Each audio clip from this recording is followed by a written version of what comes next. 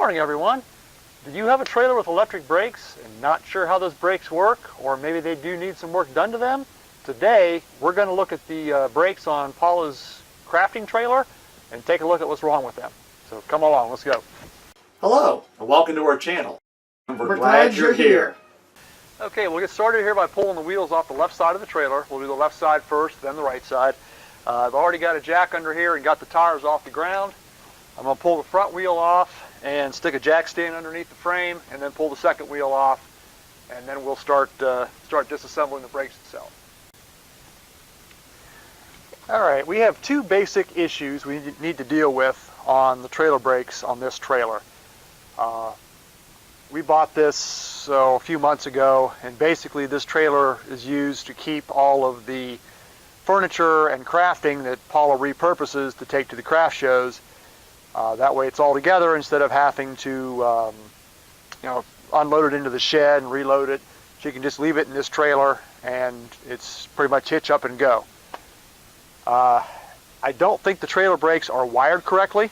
Right now it is hooked to my truck, and when it is plugged in, my brake controller does not activate, so I don't think it's wired correctly. And then if you put it in reverse, the brakes seem to lock up when you try and back the trailer up. So I think when they put the new harness on this, which had been done before we bought it, somebody has wired the backup light wire to the brake actuator instead of the proper blue wire to the brake actuator. So once we redo these old brakes, we're going to have to look at the wiring on this and make sure it's correct so that the brakes actually work when they're supposed to. The other issue we have is the fact that these brakes are pretty old. I haven't pulled this wheel off yet. This is the left front wheel, but a few days ago I pulled the left rear wheel off because she had a craft show yesterday to go to, and this is what I found. This is both the brake friction surfaces just laying inside the drum. So I knew we needed to do new brakes on the back of this, and we didn't obviously have them in stock. So I ordered new brakes, and that's what we're going to do today, is put the new brakes on all four axles, or both axles, all four wheels, and then take a look at the wiring. So to start doing brakes on these, you need to take the dust cap off. So just start with a hammer, doing some light taps around the edge. It'll start moving.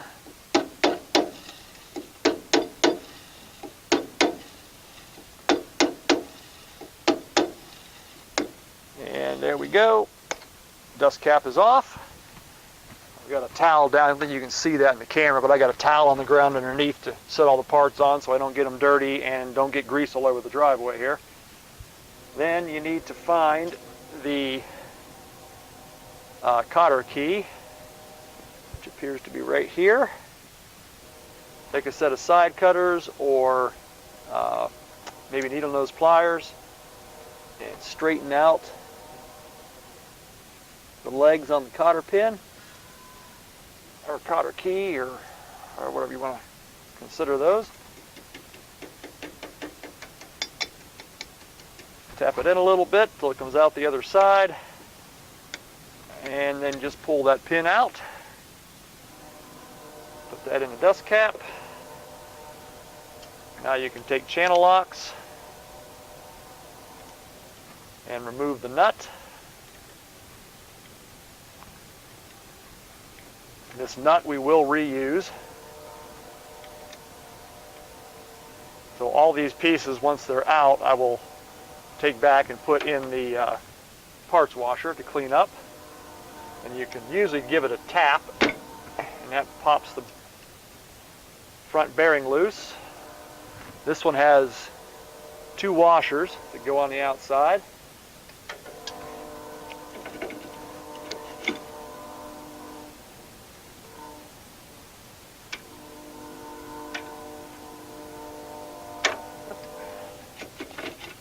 There we go. There's the outer bearing. Then we can pull the drum off. Oh, and look at that. Friction material fell right off the front pad, or the front shoe. So this one obviously needed brakes as well. Now, if you're unfamiliar with the workings of an electric brake system. Down here, you've got a magnet. The sun's glaring and I can't quite see if you're seeing what I'm trying to show you here in the camera. Right here is a magnet. When you hit the brakes in your vehicle, the brake actuator sends voltage back to this magnet. This magnet energizes, pulls out up against the inside of the drum. Inside of the drum on these is a relatively smooth surface here. That magnet makes contact with this surface in the drum and drags as the drum turns. And as the drum turns, it will pull this magnet, which spreads. There's a rod here, or a plate that comes down the magnet's hooked to, and when it pulls the magnet in the direction of travel, it'll pull this plate, which will spread the top of the shoes, which applies them to the drum to slow the trailer down. It's kind of the same theory as hydraulic brakes, where you have a wheel cylinder up here full of hydraulic fluid, and when you push on the brake pedal, it spreads the shoes out. This lever with the magnet does the same basic thing. So what I'm going to do right now is get this cleaned up, get this grease off this spindle, and take the pieces. Now before I do that, I should show you this too. The back of the drum still has the grease seal and rear bearing in it, so we should remove that.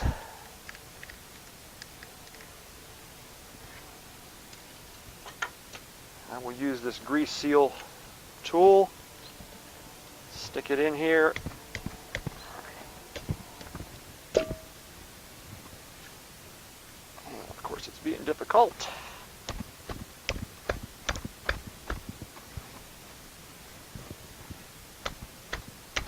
Here it comes. There's the grease seal out. Now we can reach in here and pull out the inner bearing. So like I said, I'll take all this stuff to the parts washer and get it cleaned up and get this spindle wiped off, and then we will replace the brakes, grease all this stuff back up, and put it back on. Okay, once you get everything cleaned up, you want to do some inspections. This is the inner bearing.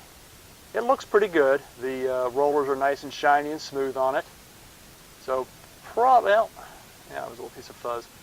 This bearing we probably could reuse because it looks to be in pretty good shape.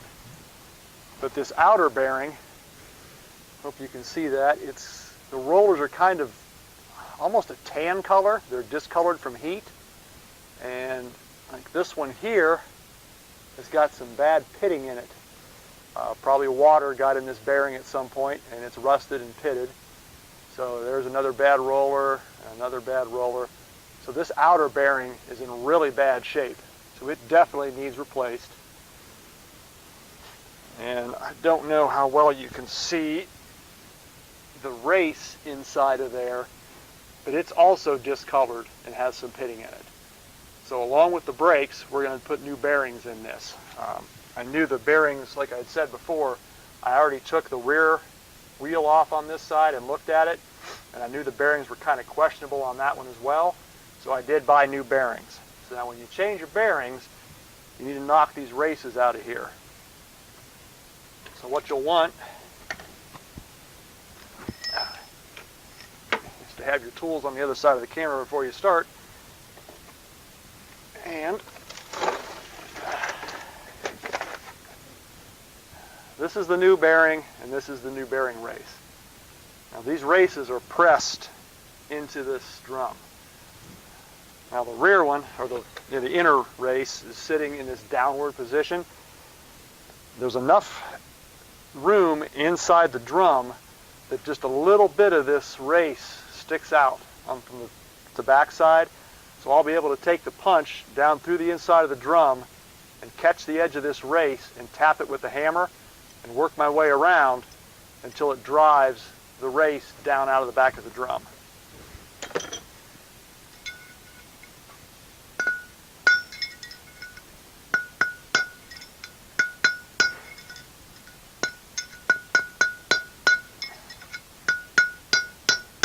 You can feel it start to move as you tap it, and you just kind of work back and forth as it comes down.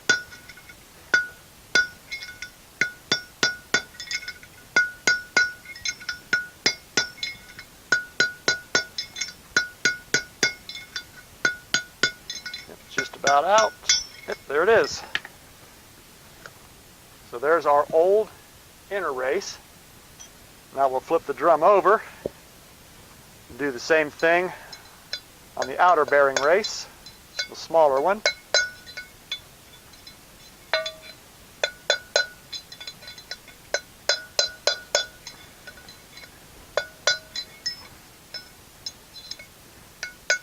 This one's a little more difficult.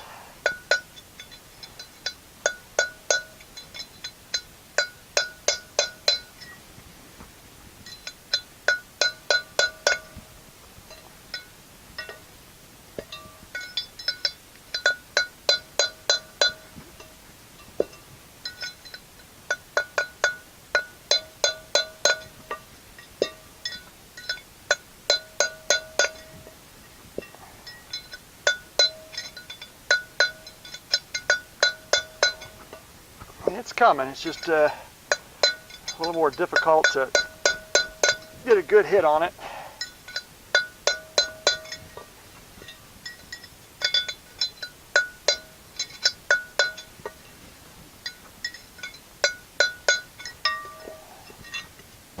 Yep, we're just about flush with the drum.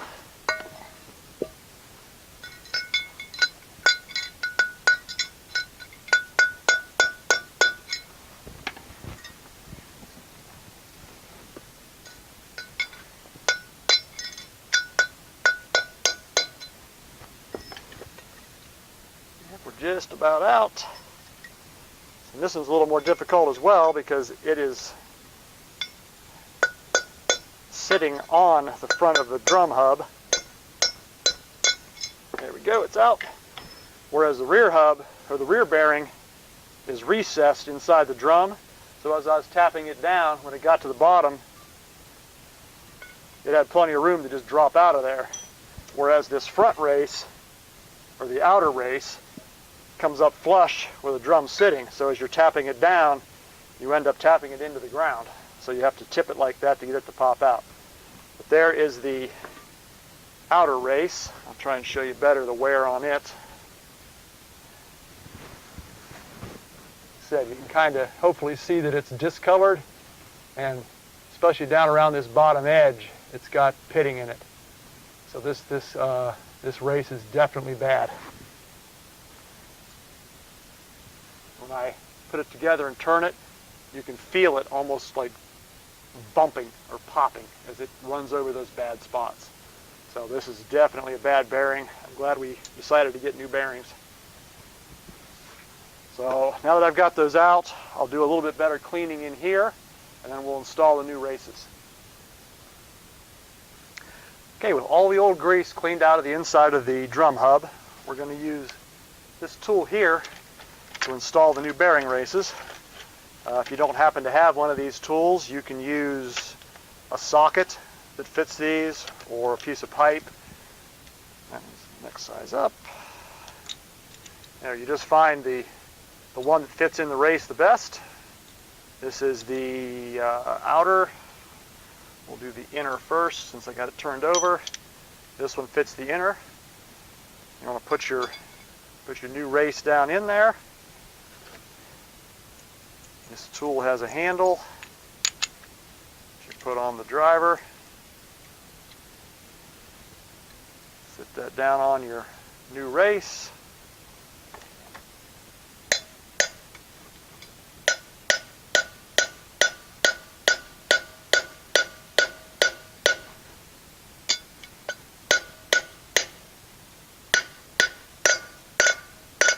I'm sure you heard that pitch change. It went from a hollow tapping sound as it was driving that race in, and now that it's seated, it's a good solid hit. So that race is now in there.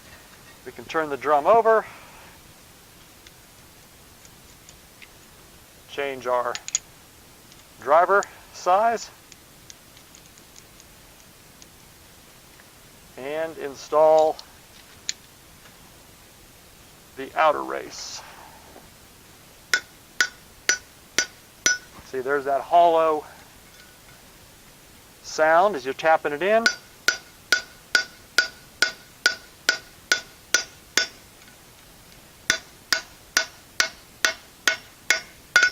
And there it changes to a solid sound. That one's now installed and seated as well. So the next step will be to install our new inner bearing and also our new grease seal. But before we do that, we will need to pre-pack this bearing before we put it in there. And also, we want to check our spindle, because we're getting ready to, of course we have to do the brakes first, but when we get to put this together, you'll want to check your spindle, especially right here where the outer bearing rides, right here where the inner bearing rides, and this higher point right here, which is where the seal rides. Now I can feel when I rub that there's a couple little pieces of something stuck to that edge. So I'll want to make sure I get this all cleaned up good, which we'll do with the brakes off so it's easier to get to, and do a good inspection of both these surfaces here to make sure that it's good and smooth and clean where the bearings ride. If this is tore up at all in any of these locations, you may have to replace your spindle as well. So before we go on to packing the bearings and getting all greasy and everything, let's go ahead and get these brakes changed out. And then we'll go back to doing the bearings. Now, you could, if you wanted to, you could buy new brake shoes and new hardware kit. Put that up a little. There we go. And just new shoes and new hardware kit. But what I found was the cost of the shoes and the hardware, you can almost buy for another 10 bucks or so an entire pre-made unit. So that's what I did. I bought 4 of these preloaded units. It's got the new shoes, the new magnet, the new backing plate, nuts to mount it with. So it's a one-shot, easy shot to change it. All I have to do is rewire it in. So these are held in. There's 4 studs back here. So we will take a ratchet and take the nuts off the back of those 4 studs. This brake unit should slide right off. We'll get that shaft cleaned up, and then the new brake unit should slide right on. Okay, I got all 4 nuts off the back. They're just 11/16 nuts. 3 of them are easy to get to, but the 4th one I had to use a wrench on because these are the torsion axles. So these are on at kind of an angle. Let's see when I pull this off of here. Oh, one other thing I was doing when I was taking these brakes off, the magnet just fell right off. The wire was potentially already broken off before I even started. So this brake wouldn't have worked at all if for very long. So I'm not sure if me messing around is what broke this wire or if it was already broken, but this magnet wouldn't have done very good with no electric going to it. So I will take side cutters and just cut the brake wire. Let's see what we got going here before I do something I don't want to do.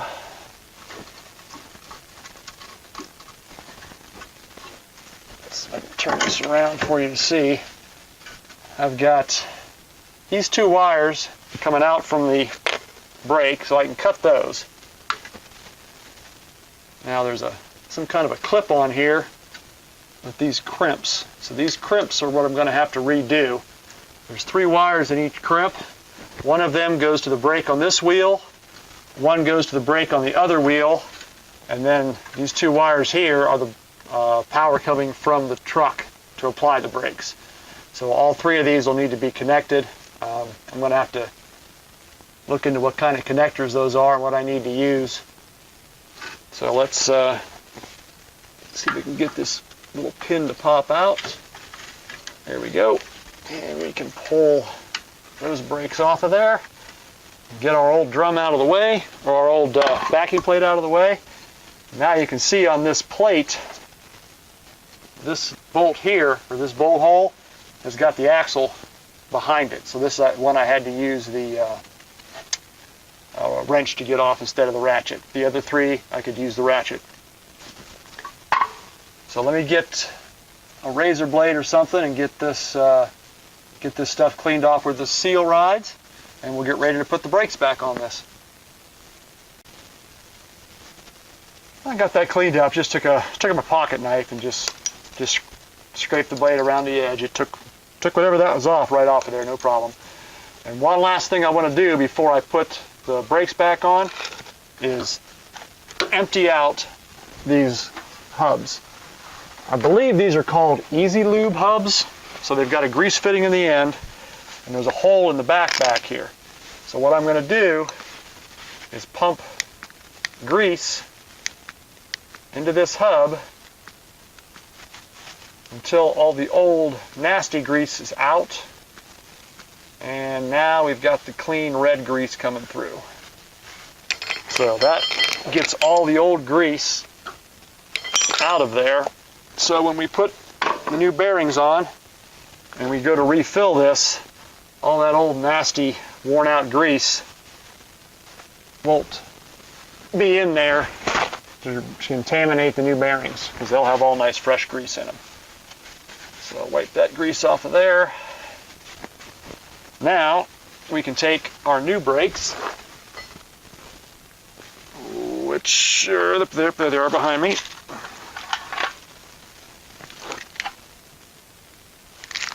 Now this does have a similar clip on it, which I'm sorry this is out of the camera. There, it had that same little plastic wiring clip that the other one had to mount all your wires on. This will just stick on here like this. Put our new nuts on the back and tighten it up, and that's ready to go. One thing I should mention, this bar in the front makes this a left-handed brake. I have two more of these that have the bar on this side, which are for the right side. This needs to be on the front, so when this magnet applies, it pushes this direction. So you can see how that's pushing that shoe forward. That's how these brakes work. So we'll get this bolted on there, and then just like I said, need to look into how to rewire this so that these wires are all connected properly. Now once you have the brakes all tightened back on there, we're going to repack the inner bearing. What I'm going to use is this bearing packing tool. You take your bearing and you put it on there facing down. Stick this plunger on. I'm not sure if I can do this over here on camera or not, but you just push down on the plunger.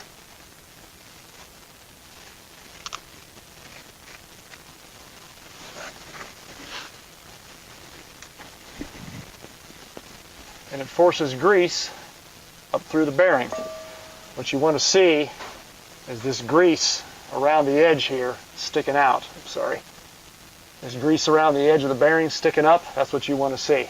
That means that this entire bearing is packed full of grease. Now we'll take this off of here, put some grease around the outside, put some grease down on that new race, and stick this bearing inside.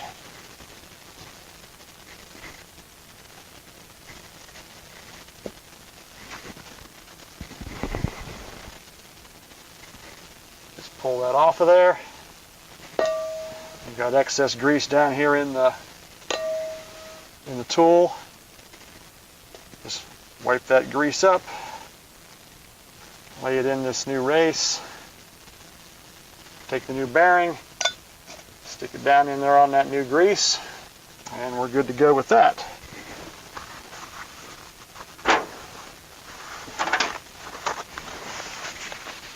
Grease off my fingers. I don't know why I don't wear gloves.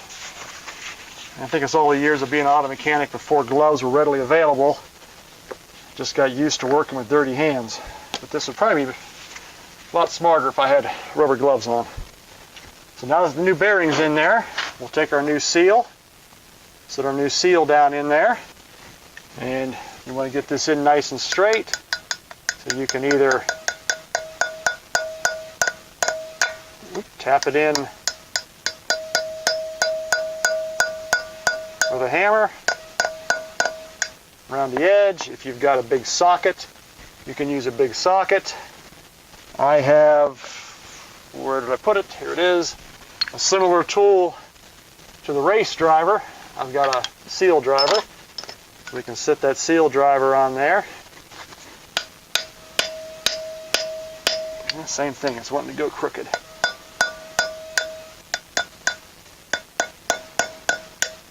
Sometimes these are a bugger to get going straight.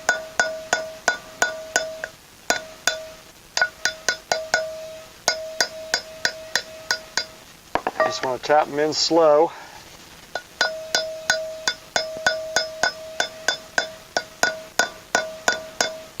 Come on.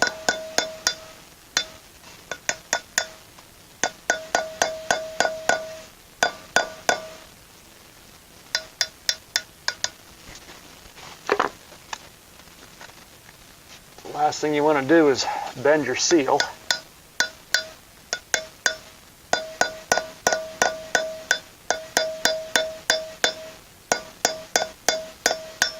Just when I think it starts, it pops out somewhere else.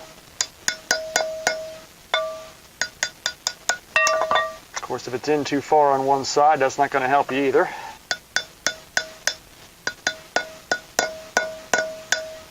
Doggone it. Now there we go. Now we're started in. Just tap this around the edge.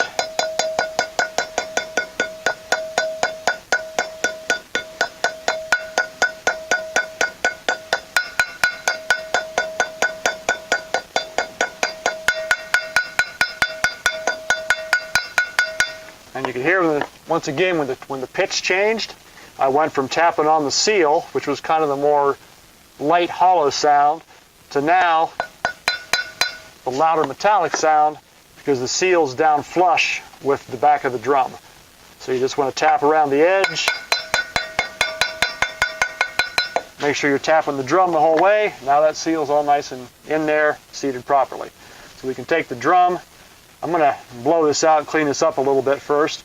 We'll stick the new drum on, repack the outer bearing, and get the outer bearing put in there.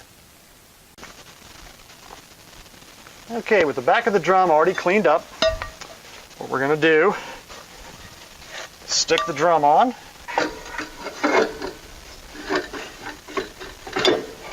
There we are. Now I've already repacked the outer bearing. Didn't think I needed to show you that again. But I need to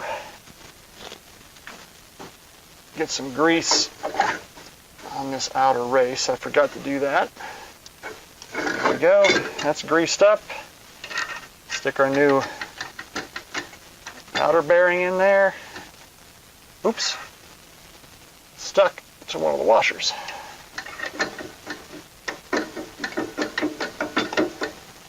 There we go. The outer bearing's in. Put one of our washers on, put our second washer on, and take our castle nut, get it started, tighten it up. Now this goes for trailer bearings with brakes, trailer bearings without brakes, old rear-wheel drive vehicles that just have a spindles type front hub on it. This adjustment procedure is pretty much the same for all this stuff. I'm going to bring it up tight. That's just the brakes that need adjusted in, making that noise. Turn a few times, loosen it up. And it's just kind of a delicate dance. You don't want it loose enough that there's movement, but you don't want it tight enough that there's drag on the bearings. So I always just kind of Work it back and forth. I mean, right there's loose, obviously. Right there is where it starts to bite in tight. So I just kind of take it to that bite in point and back it off a hair. And then we need to install our cotter key. Oh, here it is. Now, most vehicles, this pin just goes straight through. There'll be one, maybe two holes in there, and it just goes all the way straight through. But with these Easy Lube hubs having this grease passage down the middle, the cotter pin, you can see that's backing me off. I'll see if I can go where I'm at the next one. Yeah, see that next one's too tight.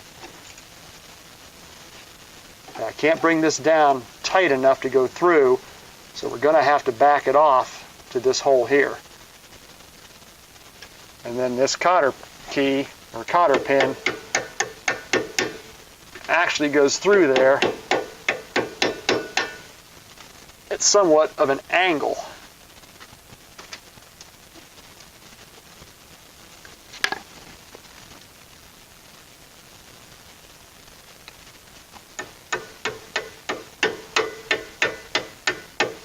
There it comes. See, so instead of going straight through, it actually bends between those two spots because of having that grease passage through there. So we'll get this in there all the way. We're going to have to force it to turn like that. Drive it on in so that the head is recessed inside the castle nut. And then the way they had these other ones was they had these pins pulled up over the top like this. I think normally you'll find that these would be spread around the outside. But with this odd system, that's how you have to do it. So you put that in there. Now the next step on these Easy Lubes is you take a grease gun, wipe the grass off of it, make sure it's good and clean, put it on your grease fitting, and start pumping. This is probably going to take a little while because we're filling up that whole cavity. But right now, that is taking fresh grease and it's pushing it all the way through the back bearing, filling up the cavity inside, and then it'll push grease up through the outer bearing. And this way you're sure that you are completely full of grease in there. Okay, right now, hope you can see that. Grease is starting to come out right here from the outer bearing. So this hub is completely packed full of grease. So I'll just take the ungloved finger here, take what grease is left, just kind of smear it around so it's in there. There we go. Take our dust cap, stick our dust cap back in there.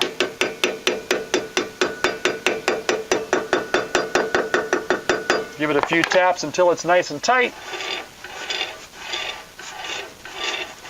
And we are done. So we've got our new brakes on, got our new bearings in, properly packed. And with this Easy Lube, or whatever they call this hub, we know they're packed because we pre-packed them with the grease packer, and we've now ran grease all the way through the hub. So we know these bearings are good and packed. I've used a red grease on this. If this was a boat trailer that was going to go in the water, you might want to use a blue or a green grease that's more water resistant, that won't wash off when the axle goes underwater. But that's where we're at. Now we will need to pull one of these adjusters out of the bottom down here and adjust these brakes up a little bit. Okay, to adjust the brakes up on these, on the bottom there's an adjuster wheel down here, and it's kind of held in position by this spring. And there's a little slot on the back that's got a plastic cap in it. So you pop this plastic cap out. There's two caps. The one you want to pop out as the one on the front side, as this backing plate is kind of a universal plate. As you can see, it's got 2 slots in the bottom, it's got 2 sets of holes in the top, so this backing plate can be used by the company to either make a left-handed brake or a right-handed brake. So they have the plugs in both. So you want to pull the plug this to the front. That gives you access to this little toothed wheel here.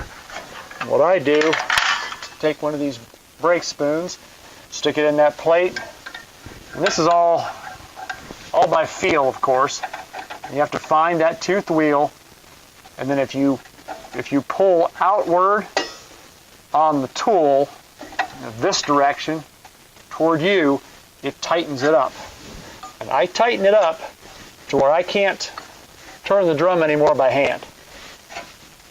Then you go back in, find your tooth wheel again, and this time you want to push away from you on that wheel to start loosening the brakes back up. And what you want to do is slowly loosen them,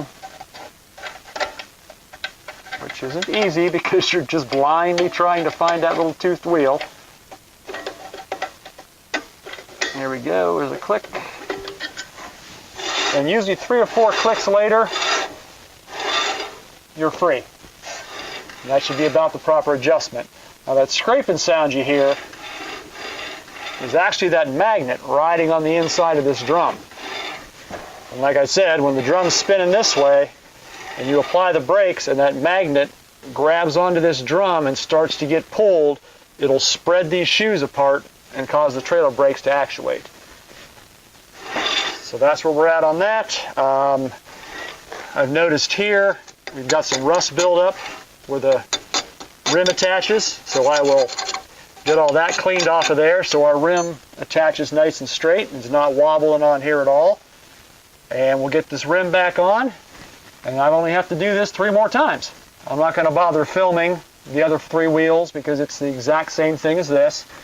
If I come across anything different or odd, I'll film that. But then after I get all 4 wheels done, we will look into the wiring on this. And speaking of wiring, before we go any further, the wiring for this axle I haven't done yet. What I'm going to do is probably just butt connect these 2 new wires into the 2 old wires and not disturb this factory connection. I may butt connect them and use some shrink wrap on them to keep them water resistant. But those will just get attached, 1 wire to here, 1 wire to here, and I'll loop this back inside that little plastic strap and strap it back in position. And put my adjuster plug back in. So once I get all 4 wheels done, we'll turn the camera back on and look into why the brakes do not work electronically. Like I said, I'm suspicious that they have the reverse wire hooked up to the brakes, and the brake wire, I'm not sure where it's hooked to. So we'll get a chart out, we'll look at the way that plug's supposed to be wired, we'll do some testing on it and see how it is wired, and get it wired in there properly. Now that all 4 wheels have got the new brakes on them, I've backed the trailer into the garage. With all the stuff in there, it's just too tight to work on with things like that. So we did the brakes out here on the pad in front. But now I've backed it in there, taken it off the truck, and raised the tongue jack up as high as I can get it to try and get underneath there and do some wiring work. The wiring on this, get under there, show you. You can see where this yellow wire comes out from behind this frame rail. There's a box right back here that has the wiring in it. I'm going to crawl under there and see if I can use the camera under there. It's pretty tight. Okay, there is what we have under the trailer. You can see some of these. This black wire is coming from the trailer plug, and these wires here are going out to the trailer. This is the brake wire here. Some of these wires are hooked up, some are not. Looks like the yellow, brown, and green are, which would be the lights. Normally brown is your running lights, and then the yellow and the green are the brake lights and turn signals. This one's not hooked up for the trailer. These two aren't hooked up. This one's not. Looks like the brake wire is hooked to the blue, which theoretically should be correct, but I'm not sure how this plug is actually wired. So what I'm going to do is write down what wires go to what wires, such as the brown to the green, the yellow to the black with the red tracer, green to the brown, and the white, obviously white, and the blue to the trailer. And we're going to pull this wire out of here and ring out the pins to see which pin is which wire. And I've got a chart to say which one should be which. So let me get all this stuff noted down here and get this wire pulled out, and we can do some testing on it. Okay, I've got the pigtail out, and there is, if I can get the glare out of here, there's my chart. On the right side it says trailer, and that's looking at the plug. So that should be what those should pin out at with color. Now, I'm suspecting that for the looks of these plugs, that this black wire is probably going to be the trailer brakes instead of the blue, because it's way thicker, and usually your brake wire is the thickest wire on there. The red's probably going to be battery power. The white is your ground, and then the other ones here are going to be your trailer lights, like they were hooked up, and this blue is probably going to end up being your backup lights, because that's what was hooked to the brakes. Even though they had it wired correctly by color, I don't think this plug is wired correctly at the plug end, and it's a factory molded plug cord set that they put on this trailer, so there's no way to get in this thing to see what the wires are without pinning this out. So what I'm going to do is use my multimeter, and it's set up on continuity check to where I touch the leads together and we get a beep. So what I'm going to do is put a wire, or put one of the leads in one of these pins according to the chart, and then check the other end here and see which one beeps, and then we'll write down what the results are we get. Okay, looking at the plug and the chart, the center pin is supposed to be the backup lights. So we'll put one test lead in that center pin, and we'll start touching wires over here. Nothing, nothing, nothing. Let's go to the blue one. There we've got our beep. So the blue is backup.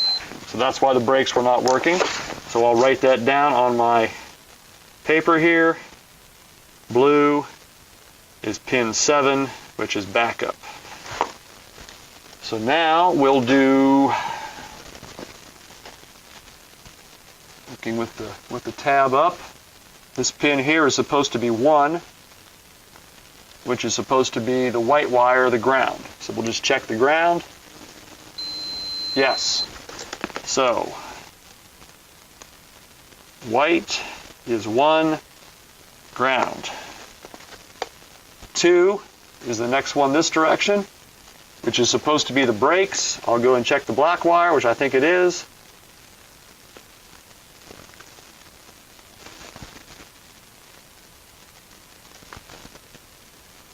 And I'm not getting a beep.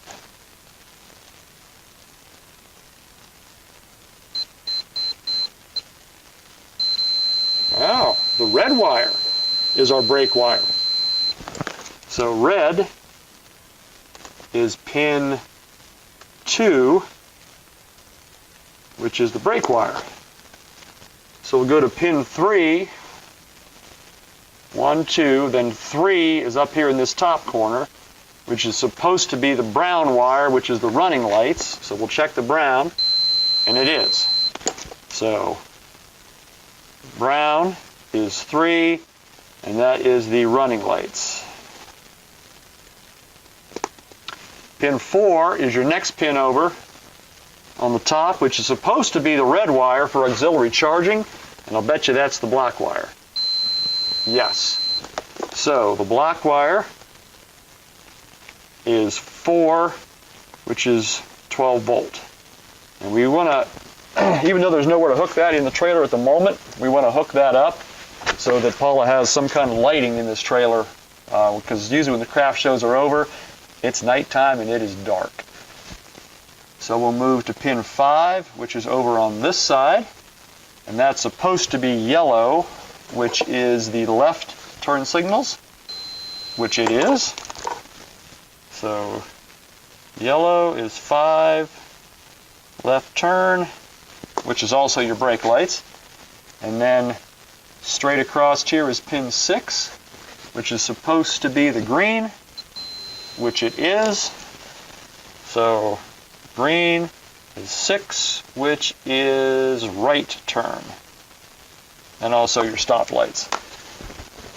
So that explains why the brakes didn't work. They were on the blue wire, which is your backup lights, and the red wire is the actual brake wire, which surprises me. I thought it'd be a little bit thicker than it is. So I'll clean these ends up and re-strip them because they're kind of boogered up, and redo the ones under the trailer. I'm probably going to eliminate that box that's under there because it's in pretty bad shape, and put a different box under there. There's plenty of length on this cable that I can move it back and get some more length. And some of you who know about trailers have probably noticed that the breakaway on this trailer is non-functional. There's supposed to be a longer cable on here with a hook that hooks to your bumper, and if for some reason your trailer becomes unhitched, this will pull out and activate a switch in here, which will activate your trailer brakes and stop the trailer in the road rather than it just rolling down the road. So obviously I need to get a new trailer breakaway unit for this trailer. There is a battery box up inside of the trailer in the front here, but it is broken, and I imagine the battery's probably no good. So I'll just buy a whole kit that's got the breakaway and the battery box. We'll get that hooked in here at some point as well. But there's our wiring harness, and that's it. I'll have to rewire that later because I'll need to get a new box for that. I hope this answered any questions you may have had. Ooh, sorry about the sun. That's pretty bright. On trailer brakes and how they work and how they're hooked up and how to fix them and so on and so forth. So if you have any questions or comments, please put them down below. Please subscribe. Click the bell beside the subscribe button if you want to. That'll let you know when we upload more videos. We appreciate a thumbs up, of course. And like I said, any questions or comments, please put those down below. I'll be happy to answer them or try to answer them. If I don't know the answer, I'll do what I can to look it up and get you the right answer. So thanks for watching, and you have a good day.